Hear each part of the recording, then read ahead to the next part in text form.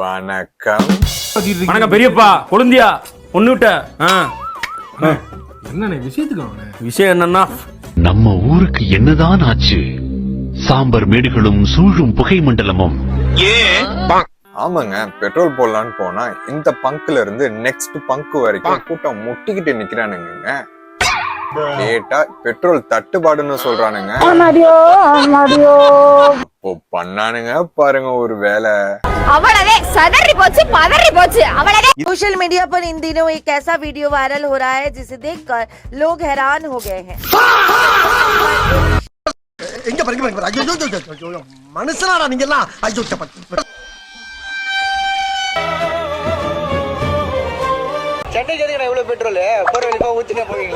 Petrol water பாட்டில்ல வாங்கி பார்த்திருக்கேன், ஏன் ஆயில் பாட்டில்ல வாங்கி பார்த்திருக்கேன். நீங்க என்னடா சின்டாக்ஸ் டேங்க்ல வாங்குறீங்க? யாருடா நீங்க?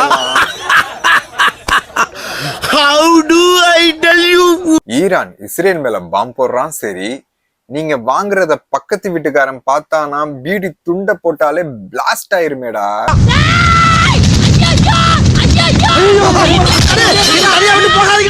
வாங்குறீங்க.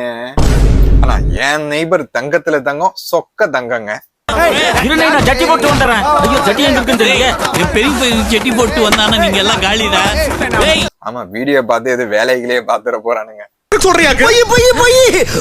ஆனா ஒண்ணுடா, இவங்க எல்லாம் வாங்குறத பார்த்தா தேவைக்கு வாங்குற மாதிரி இல்ல. இவங்க எல்லாம் இத வச்சு ஒரு வியாபாரம் பண்ணலாம்னு தான் வாங்குறாங்கன்னு நினைக்கிறேன். பிளாஸ்ட் தாண்டியோ. இதுக்கெல்லாம் யாரு காரணம் தெரியுமா? என்ன நினைச்சுக்கிட்டு இருக்கீங்க? இந்த சின்ன இடம் தாங்க காரணம். ஸ்ட்ரெய்ட் ஆஃப் ஹார்மோஸ் அப்படிங்கிற இஸ்ரேல் ஈரான் வார்ல வந்து பாத்தீங்கன்னா இதை பிளாக் பண்ணிட்டாங்க.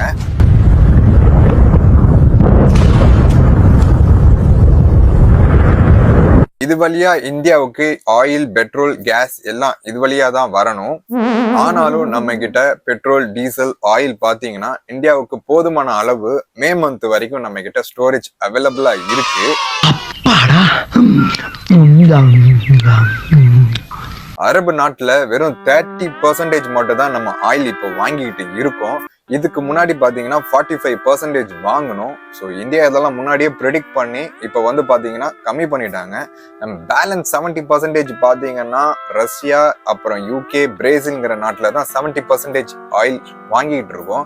ஸோ இதனால நமக்கு வந்து பாத்தீங்கன்னா எந்த ஒரு ப்ராப்ளமுமே நமக்கு கிடையாதுங்க.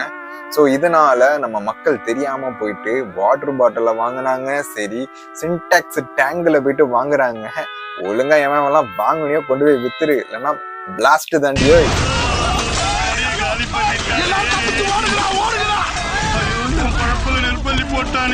அப்பதான் குறுக்க இந்த கௌசிக் வந்தா அப்படிங்கிற மாதிரி கேஸ் தட்டுப்பாடு நமக்கு வந்தது. குறுக்க இந்த கௌசிக் வந்தா இதுலயும் பாத்தீங்கன்னா நம்ம சேஃப் மூடு தாங்க.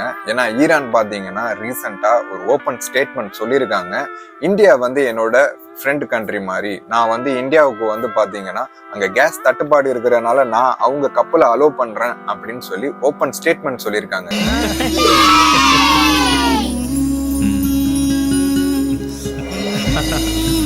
இது பாத்தீங்கன்னா இந்தியாவுக்கு பாத்தீங்கன்னா ஒரு பெரிய குட் நியூஸ். ஸோ மற்ற நாட்டு எல்லாத்துக்குமே பிளாக் பண்ணியிருக்காங்க.